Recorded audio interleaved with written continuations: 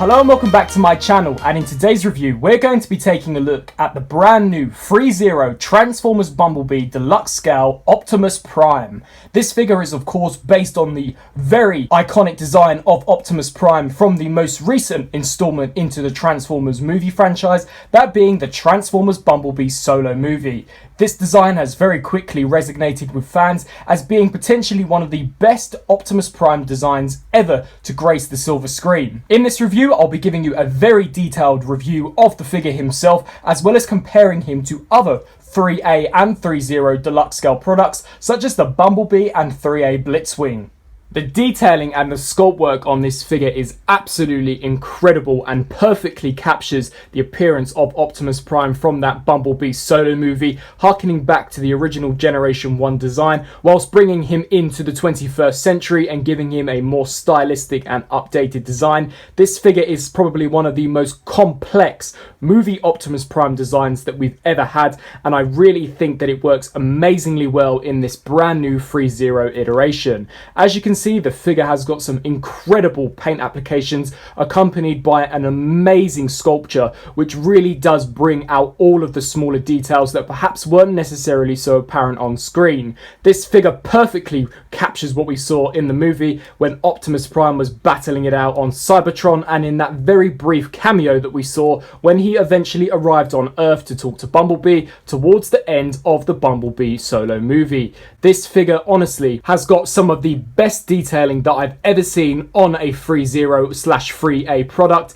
and I really can't wait to show you him in more detail. Taking a look at the figure's head sculpt, as you can see, we have a really awesome mouthplate design for the character with loads of different sculpted in ridges and an amazing paint deco to really bring out some of the darker areas of the sculpt. We've got an amazing blue helmet design which perfectly captures the essence of Optimus Prime whilst harkening back to the original Generation 1 cartoon, and his vibrant transparent plastic blue eyes can be perfectly seen and are even further accentuated when we activate the LED function. The figure has also got a darker paint application for the center of the character's crest to bring out some of the smaller details of the sculpt, and it is a thoroughly impressive piece. Even when we turn it around to the back of the head, there is so much sculpted in detailing here, and there is an amazing amount of paint work to really make this figure look very authentic and extremely realistic. Whilst we are now at the back of the figure, I can begin to showcase some of the details on the back. As you can see, he is honestly just as detailed from behind as he is from the front. We've got loads of sculpted in mechanical components on the back, which once again weren't so visible in the actual movie due to him having a very brief amount of screen time, but I loved how much detail ThreeZero have in fact packed into this piece. And even when you turn to the back of the arms, as you can see, there is so much sculpt work here. Originally, when this figure was first shown, I never believed that this figure could in fact articulate as well as it does, as none of the joints on this figure are in fact visible, which is honestly just a compliment to show how amazing ThreeZero's engineering has really got. As you can see, we've got an amazing paint deco for the smokestacks themselves, which are actually a plastic material. This paint deco almost makes them look as if though they are some type of metallic structure, which I think is really incredible. We've got a very nicely painted Autobot insignia on both of the character's shoulders, bringing the forearms in for a closer look. As you can see, there is so much sculpted in detailing both inside the forearm as well as on the front. Even when you turn it to the side, there is also some phenomenal detailing, and once again, even on the back, this whole bicep area too has been detailed incredibly well and has got an amazing amount of weathered paint applications in order to make it look as if though it is in fact a die-cast material. As you can see, when you turn down to the torso area, we've got the iconic front windows of the cab situated on the chest as they really should be. We can pick out some details such as window wipers, and once again there is some amazing mechanical components situated within the chest. This design really has become one of my favorite for movie Optimus. We've even got some nice mechanical sculpted in detailing on the side of the figure, and once again, even on this side here, there is also some fantastic sculpt work. And then moving down to the torso, or the crutch area of the figure should I say, there is once again loads and loads of different panels. We've got these skirt armors which have also been detailed incredibly well and look very faithful to what we see in the movie. We can pick out these sections which to me look as if though they are perhaps the headlights of the truck mode. The thighs too have been detailed incredibly well with this amazing goldish type of rusty look over the top of them to make them look as if though they are made out of a metallic like material. And then inside the fire we've got loads of different pistons and wiring detailings there, and then on the side of the legs we've got some different grooves and mechanical components, and this is obviously a different color to the majority of the thigh, so it really does pop against the more shiny brass material. And then moving down now to the shin area of the figure, as you can see on the inside of the shins there is once again some amazing mechanical and sculpted in detailing, and then the shins too have also been painted and incredibly detailed. And then turning to this side, you can clearly pick out the wheels of the truck, which are situated where they really should be. And then the foot design is very complicated with different hinges and grooves in order to accompany the articulation. And this too has also been painted and sculpted incredibly well. And even on the base of the foot, you can pick out some nice sculpted detailing, which has once again been given an amazing metallic wash. So overall for detailing, this figure honestly is just absolutely incredible and really does look very faithful to what we saw in that Bumblebee solo movie. Turning now to the figure's articulation, once again this is an amazingly well engineered figure and really does articulate in whatever position you so choose. The head has got various ball joints, so can look left to right to a fantastic motion, can also tilt side to side as well as look up and down on a ball joint. The neck too is also on a ball joint to help accompany the neck joint, so you really are able to get the figure looking down that far, up that far. You can tilt the head side to side as well as make him tilt to the sides on a more diagonal stance, so that really is very impressive. The articulation for the arms, once again, as I stated, I never believed that this figure could articulate as well as it truly does, seeing as how complicated the design of the character actually looks. However, the arms actually have some incredible articulation. These shoulder pieces here are in fact on different joints to help accommodate the articulation, so the arms can in fact go that far out to the sides. They can also go further if you utilize this butterfly joint, which allows you to lift this up all the way just like so, giving him a great outwards motion. The arms can also rotate the full 360 degrees. There is also a 360 degree rotation at the bicep. The arms do in fact have double joints, so there is a joint situated here and then a second joint there, which you can get a great range of motion out of, and you can in fact rotate this in order to get a slightly more greater range of movement. So that is great that the forearm can in fact rotate as well, and the hands are on ball joints so they can swivel left and right, and there is also a hinge joint allowing you to bring them forwards and backwards however you so choose. There is also an amazing butterfly joint which allows you to hinge both of the arms forwards and backwards just like so, and showcasing what that looks from behind.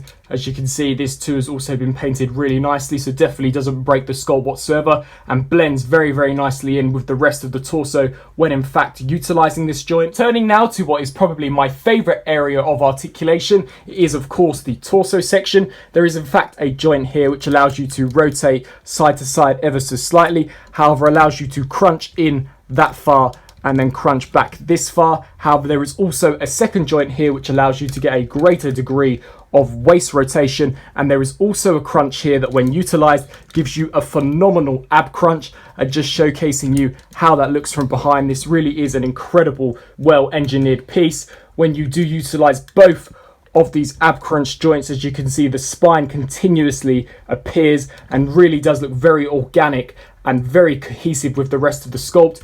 And this too, once again, has some incredible sculpted in detailing and really is a phenomenal and very premium added touch, which really does set this figure apart from some of the other 3A deluxe scaled figures. Turning now to the leg articulation, all of these skirt pieces are in fact on joints, so are able to move out of the way, and the instructions do in fact state that you do lift these up when maneuvering the legs around, just so that you don't clang the legs into these pieces and break them. Even on the back here, some ball joints for you to lift outwards that far just to allow for some extra range of movement. So the legs can in fact kick this far outwards. There is a joint here, a very sturdy die cast joint, which does in fact slide up on a ratchet joint, and then that utilizes this joint, which is the main joint for moving the legs. So this joint comes out and then you can rotate that joint and get a great range of motion. As you can see, the skirt armor did unfortunately pop off. It is just on a ball joint, so can reattach. However, these pieces are in fact removable, so you can in fact get a greater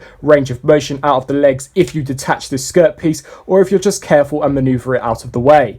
The leg can also kick back to a great degree. You get about that much range of motion, which is perfect for putting the figure in running stances, and honestly you wouldn't want to get it any further back, as the posing would look rather unnatural. The legs can also kick out to the sides. Using this hinge joint, you are able to get a really nice degree of motion. They do in fact kick out to about that far before you are obstructed with the rest of the torso area, so I think that that is a great range of motion. And as you can see, it is literally just on this butterfly joint, so it does hinge forwards and backwards just like so. There is also a rotation joint at this top section, so that does allow you to rotate the leg forwards and backwards in order to give him more of a wider like stance and to make him look more natural and realistic when posing. Turning now down to the knees, these two have also been incredibly well engineered and actually have a triple joint, allowing you to get the figure in some tremendous posing.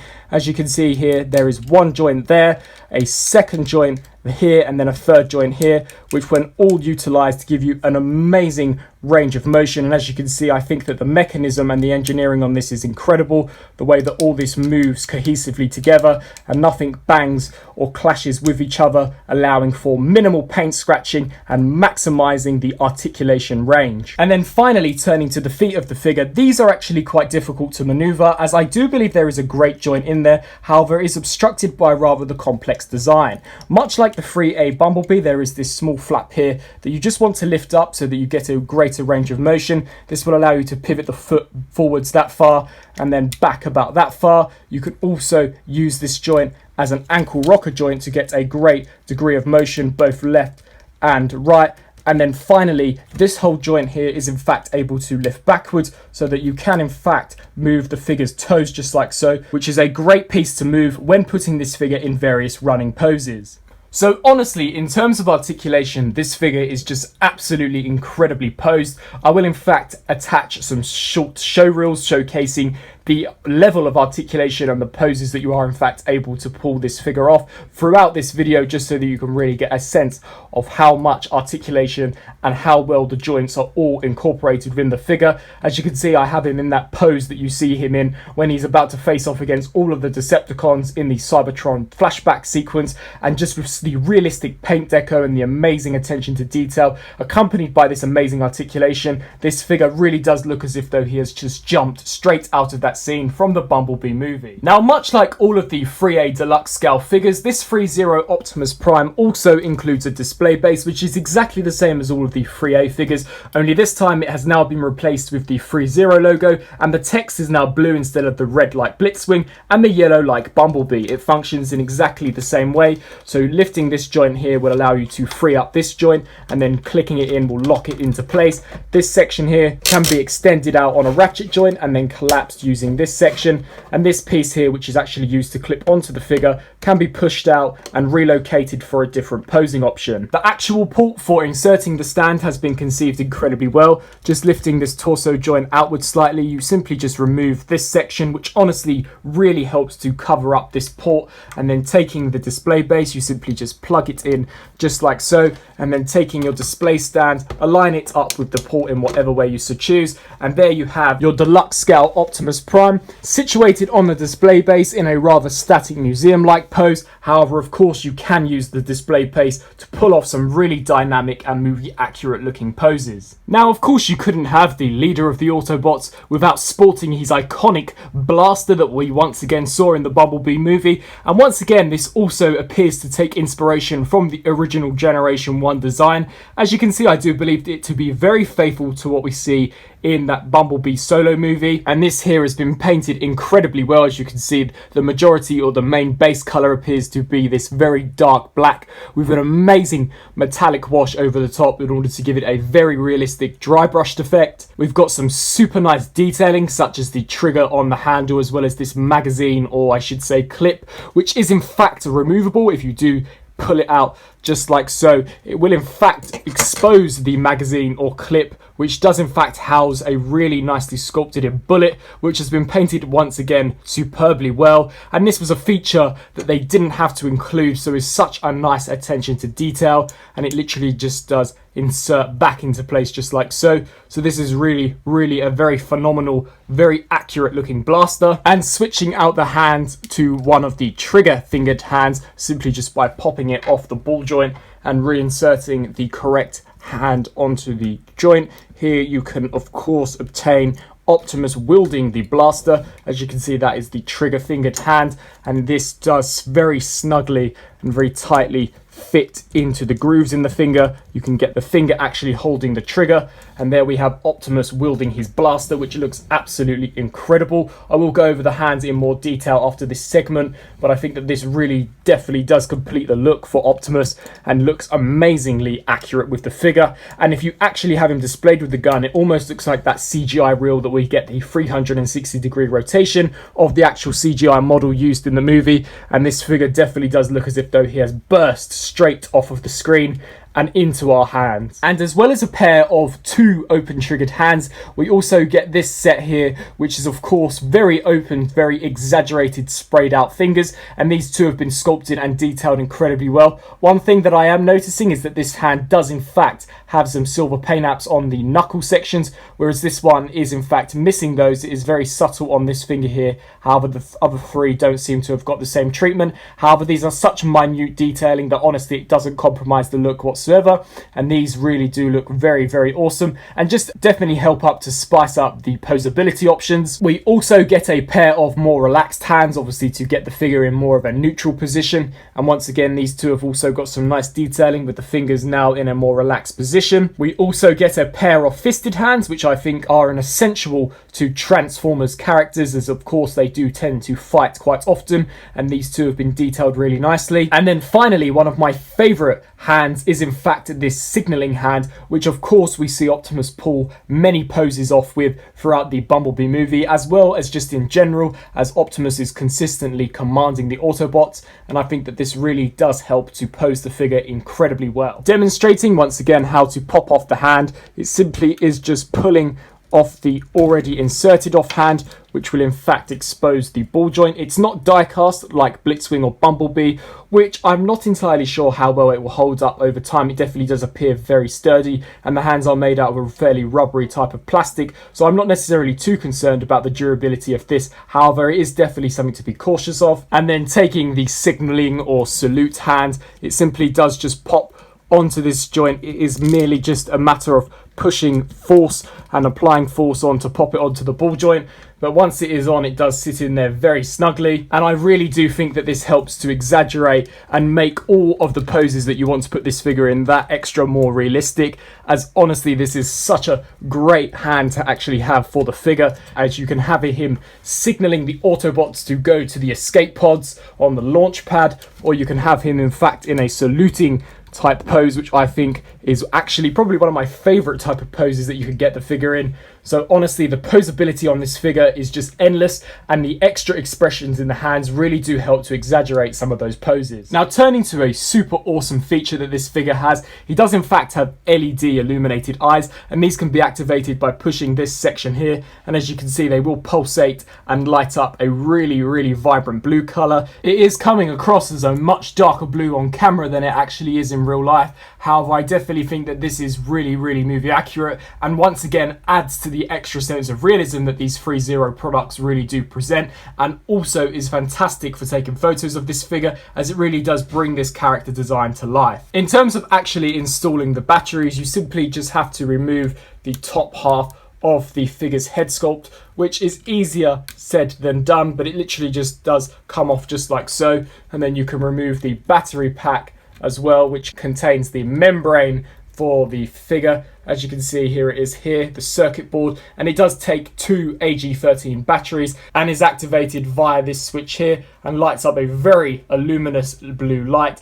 to give the figure a really realistic appearance. And then finally, for a very quick ThreeA/ThreeZero comparison, here we have the new deluxe scale Optimus Prime compared next to the Deluxe Blitzwing, as well as the Deluxe Bumblebee. Personally, I think that the scale between Optimus and Bumblebee does work fairly well. I do believe Bumblebee was ever so slightly shorter in the movie. However, for me, I think that this works fantastic, and I really like the scale between Blitzwing and Optimus, as when we do see Optimus take down some of the Seekers in the Cybertron battle, all of which had a very similar design to Blitzwing. They were more or less the exact same scale that we do see here. So this is really, really great, and is better than anything that the premium scale figures have given us in the past. All of these figures have incredible quality, and I think that this line is really, really going very strong. So that is my review for the brand new ThreeZero Deluxe Scale Transformers Bumblebee Optimus Prime. If you haven't guessed already by this review, I'm absolutely blown away with the level of detail, articulation, as well as engineering that this new Deluxe Optimus Prime has. It takes a very awesome design from the Bumblebee movie and really brings it to life with a whole bunch of articulation, amazing paint deco, as well as a fantastic LED feature. I also think that he looks incredible when displayed next to the deluxe scale Bumblebee, and for the price point, I think that this figure is truly worth the price. Now, this figure does not transform, however, we never see Optimus actually transform in the Bumblebee movie, and to be honest, the fact that these figures don't transform has never bothered me whatsoever. I always display my Transformers in their robot modes, so to have the most definitive representation of one of my favourite Optimus Prime designs in this ThreeZero form has made me extremely satisfied as a collector. This figure is definitely one of the best figures that I have collected as part of 2019. I really think that ThreeZero/ThreeA are nailing this deluxe line, and I really hope that it continues. I'd love to get Shatter, a Dropkick, and many other Bumblebee and beyond characters from the wide range of movie characters. If you are interested in purchasing this figure, I will in fact include a link down in the description box below, and I really hope that you enjoyed this review as much as I had fun making it. Thanks for watching.